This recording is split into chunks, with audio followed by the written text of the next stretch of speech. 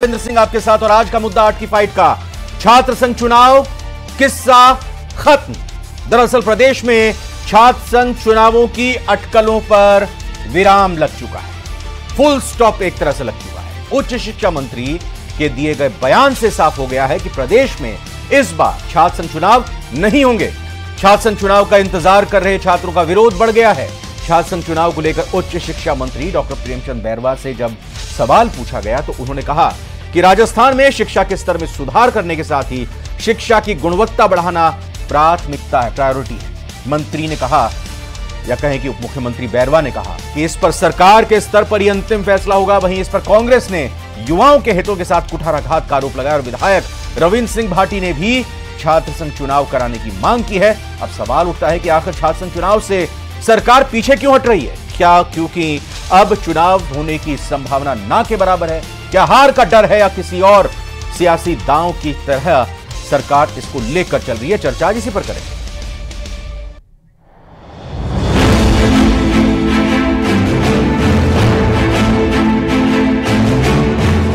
प्रदेश में छात्र संघ चुनावों की अटकलों पर विराम।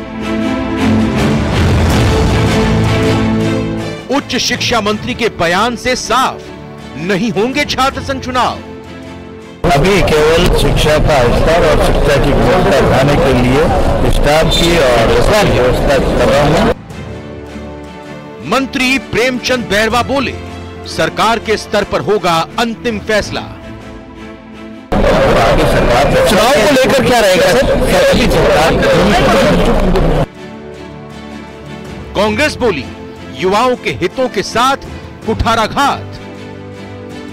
प्रदेश की भाजपा सरकार जो कि जनता के द्वारा नकार दिए जाने से भयभीत है, आज छात्र संघ चुनाव कराने के लिए तैयार नहीं है।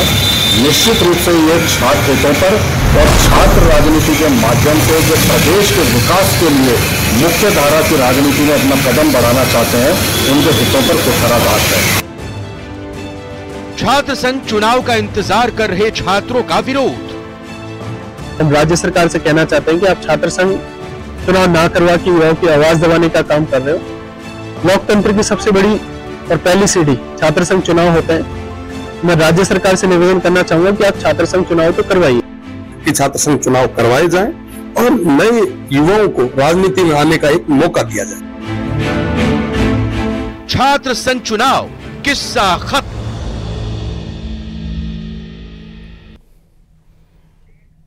मेहमान हमारे साथ जुड़ चुके हैं, परिचय के करके करा देते हैं। विकास बारहट जी बीजेपी से हैं, बहुत बहुत स्वागत विकास जी। विनोद जाखड़ जी एनएसयूआई से ताल्लुक रखते हैं, विनोद जी आपका बहुत बहुत स्वागत। डॉक्टर मिथिलेश जैमिनी वरिष्ठ पत्रकार, डॉक्टर मिथिलेश आपका भी चर्चा में शामिल होने के लिए बहुत बहुत स्वागत। विकास बारहट जी से पहला सवाल करता हूं।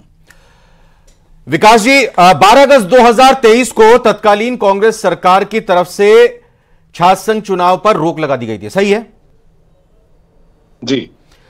अब सरकार का तर्क उस वक्त यह दिया गया था कि कुलपतियों ने चुनाव नहीं कराने की राय दी थी, सलाह दी थी, क्योंकि नई शिक्षा नीति लागू करेंगे उसमें परेशानी होगी, छात्रों की पढ़ाई में व्यवधान पड़ेगा।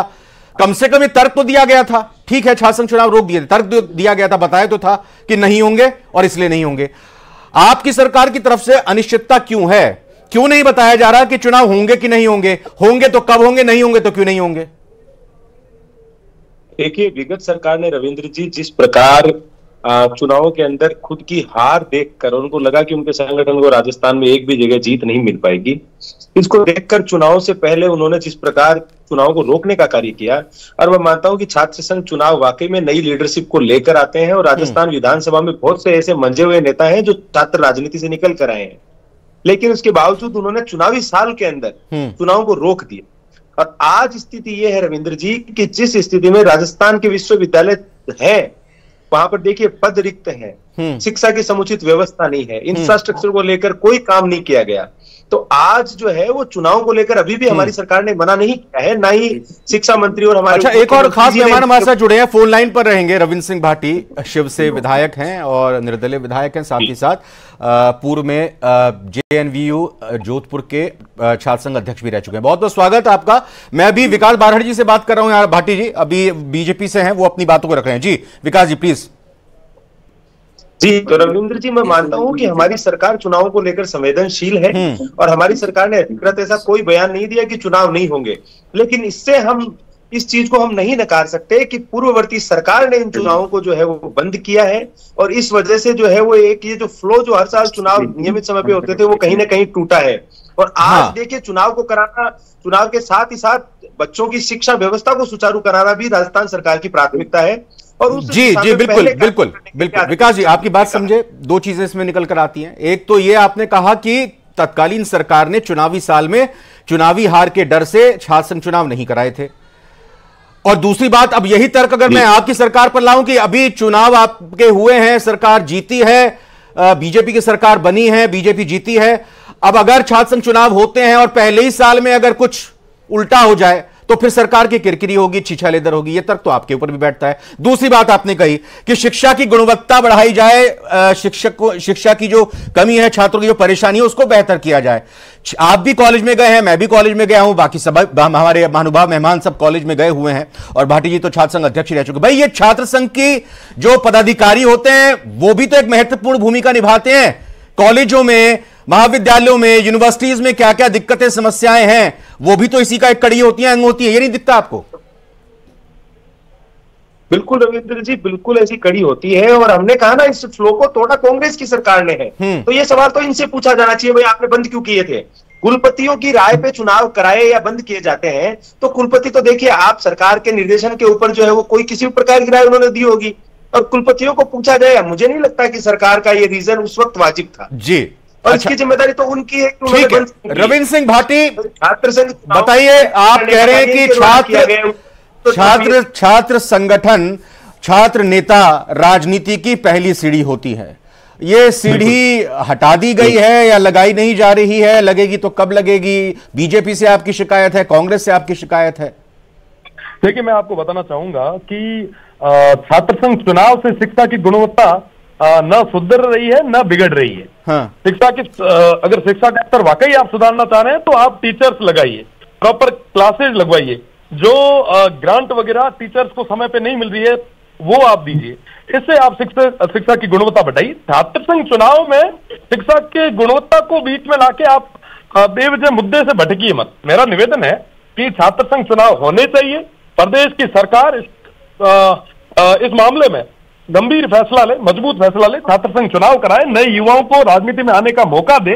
और साथ ही साथ, चलो, पिछली गवर्नमेंट ने तो हार के डर से बंद कर दिए, आप नई पहल कीजिए ना साहब, आप नई पहल करें, आप शुरू कराएं छात्र संघ चुनाव। आप कहें कि निश्चित रूप से आप चुनाव जीत रहे हैं। देखो, हार जीत तो युवाओं के हाथ में, छात्रों के हाथ में। आप चुनाव तो कराएं, दूध का दूध पानी का पानी हो जाएगा। और जिन्होंने छात्र संघ चुनाव बंद करवाए हैं, युवा अपने आप का फैसला कर लेगा, वोट की चोट के साथ में उनको जवाब भी देंगे। आप छात्र संघ चुनाव कराएं और निश्चित रूप से नए युवाओं को, नए छात्रों को राजनीति में आने का मौका दें। अगर छात्र संघ चुनाव नहीं होते तो शायद आज हम प्रदेश सबसे बड़ी पंचायत के सदस्य नहीं हो पाते। और मेरे जैसे कई सारे युवा साथी जो है वो छात्र से आए, मैं दावे के साथ कह सकता हूँ, से ज्यादा तो लोग हैं वो छात्र संघ चुनाव के माध्यम से, छात्र राजनीति के माध्यम से आज प्रदेश और देश की सबसे बड़ी पंचायत। आप कभी गोल बोल बात नहीं करते हैं, आप सीधे सवाल का सीधा जवाब देते हैं। आप से मैं ये सवाल करूंगा, आपको क्या लग रहा है? बताइए कि ये सरकार चुनाव कराएगी कि नहीं कराएगी, और नहीं कराएगी तो क्यों नहीं कराएगी? देखिए साहब, मैं पहले ही कह चुका हूं सदन में भी कि छात्र संघ चुनाव करवाओ। और कई सारे छात्र नेता, कई सारे युवाओं ने कई बार प्रदर्शन भी किए। मुझे लगता है कि प्रदेश की सरकार को संवेदनशील होकर छात्रों के हित में फैसला लेना चाहिए। डायलेमा क्यों है? असमंजस क्यों है? ये असमंजस क्यों है? ये वो तो सरकार के प्रतिनिधि आपके सामने बैठे, आप उनसे पूछिए क्यों डर रहे हैं आप? वो तो बताया ना उन्होंने, उन्होंने तो बताया ना, उन्होंने बताया कि शिक्षा की गुणवत्ता सुधारनी है। उन्होंने कहा शिक्षा बेहतर। अच्छा, गुणवत्ता इससे छात्र संघ चुनाव से खराब होती है? पूछिए आप, बताइए। अगर छात्र संघ चुनाव से हो ही रही होती तो क्या जाने कितने छात्र नेता जो है आज निकले हैं प्रदेश सबसे बड़ी पंचायत में बैठ, उनसे पूछिए। आप लाइन पर हैं, लाइन पर हैं। विकास जी से एक जवाब इसका, फिर विनोद जाखड़ जी के पास। बताइए विकास जी, छात्र संघ चुनाव अगर हो जाएंगे तो फिर गुणवत्ता शिक्षा की पटरी सुधर जाएगी? देखिए, मैंने खुद ने आपको पहले रविंद्र सिंह जी से पहले मैंने रविंद्र सिंह जी जो बात करें वही बात मैंने कही कि छात्र राजनीति से निकले हुए बहुत से लोग जो है वो आज राजस्थान की राजनीति में, खुद रविंद्र सिंह जी भी हैं युवा नेता के रूप में, युवा विधायक के रूप में, और बहुत से सीनियर लीडर भी हैं जो छात्र राजनीति से, अशोक गहलोत जी भी जो है वो छात्र राजनीति से निकले, गजेंद्र सिंह जी भी छात्र राजनीति से निकले, राजेंद्र राठौर जी छात्र राजनीति से निकले। क्या छात्र संघ चुनाव अगर हो जाएंगे तो उससे शिक्षा बिगड़ जाएगी? मैं आपको रविंद्र जी ये कहना चाह रहा हूं कि ये जो फ्लो जो हर साल चुनाव एक रेगुलर समय पे हुआ करते थे, उस फ्लो को अगर किसी ने तोड़ा है तो वो कांग्रेस की सरकार। बाखड़ जी ने ये सवाल उठाया। विनोद जाखड़ जी भाई, आप जिम्मेदार हैं। विकास जाखड़ जी, कांग्रेस जिम्मेदार है। विकास जाखड़ जी बताइए, कांग्रेस जिम्मेदार है ना? आप चुनाव पिछली बार रुकवाते और ना अब ये नौबत आती इंतजार करने की।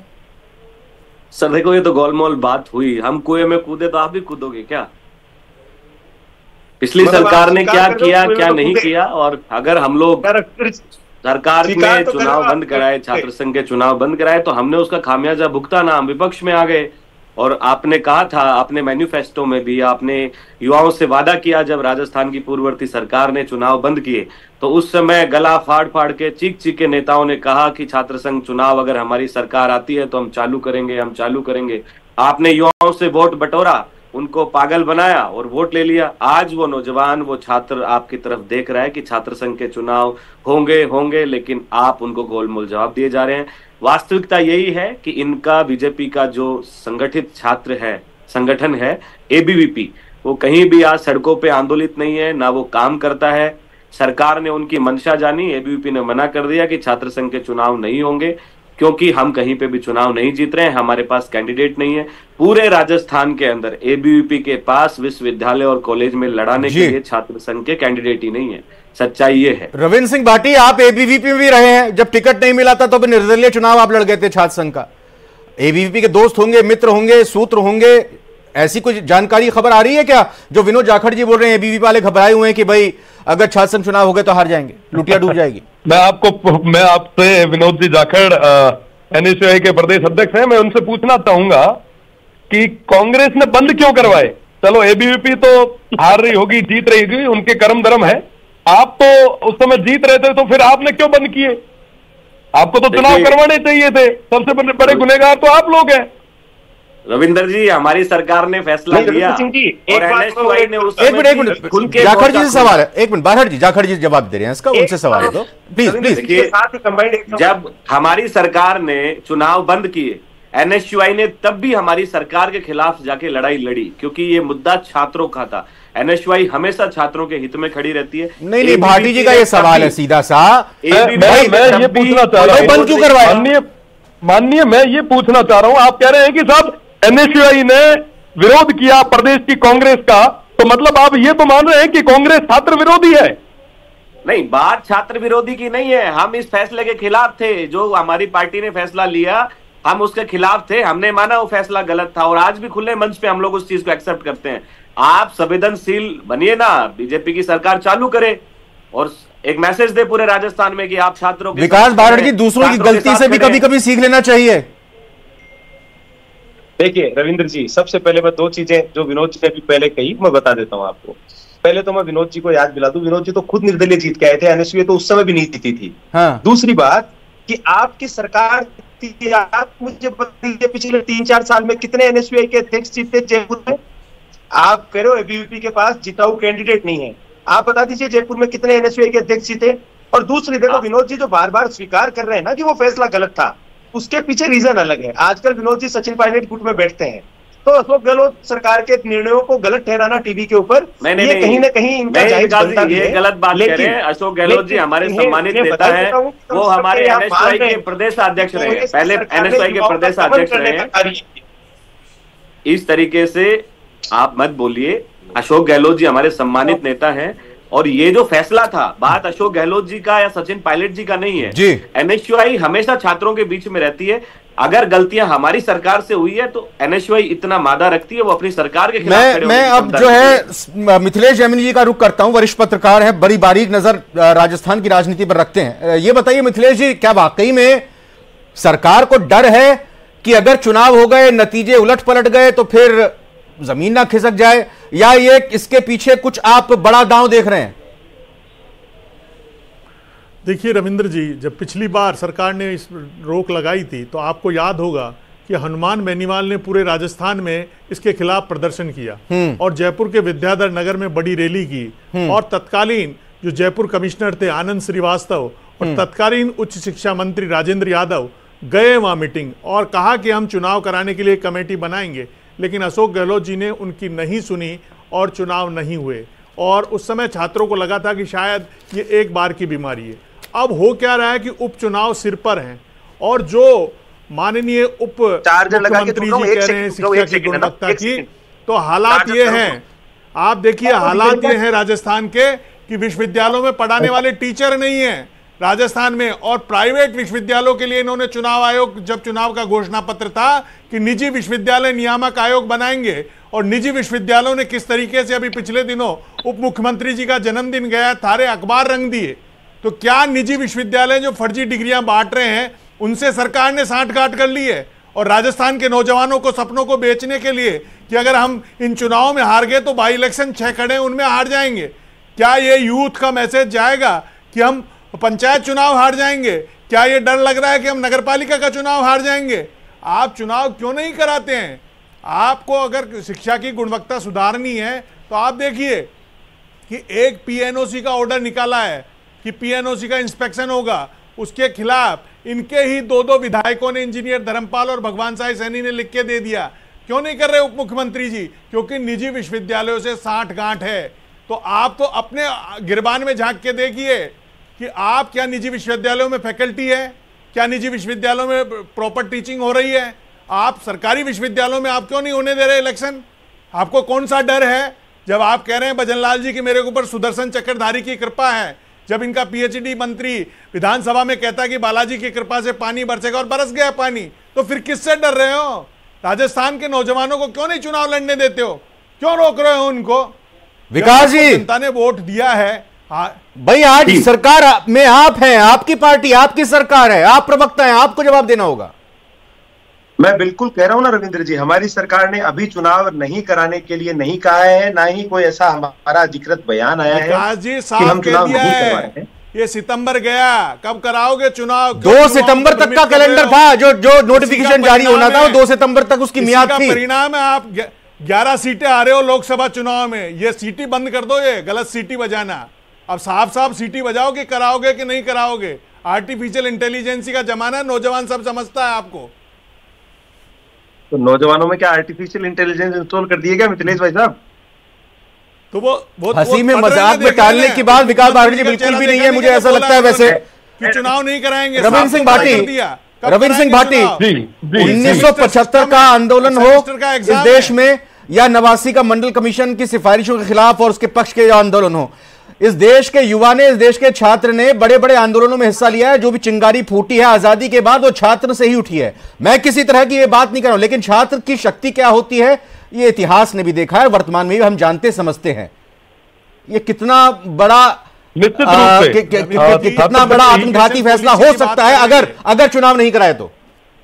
जब भी इस देश को जरूरत रही है, एक बदलाव आया है तो वो छात्रों ने लाया। चुनाव कराने से डर रहे हैं, वो बदलाव छात्रों ने लाया। और जिस गुणवत्ता की बात कर रहे हैं, मैं एक बार वापस इनको टोकना चाहूंगा कि वो छात्र नेता वो होता है जो दूसरे जो तमाम जो साथी हैं, जो ग्रामीण परिवेश से आने वाले युवा हैं, उनके लिए प्रवेश परीक्षा और परिणाम के लिए जो लड़ाई लड़ते हैं वो छात्र नेता होते हैं।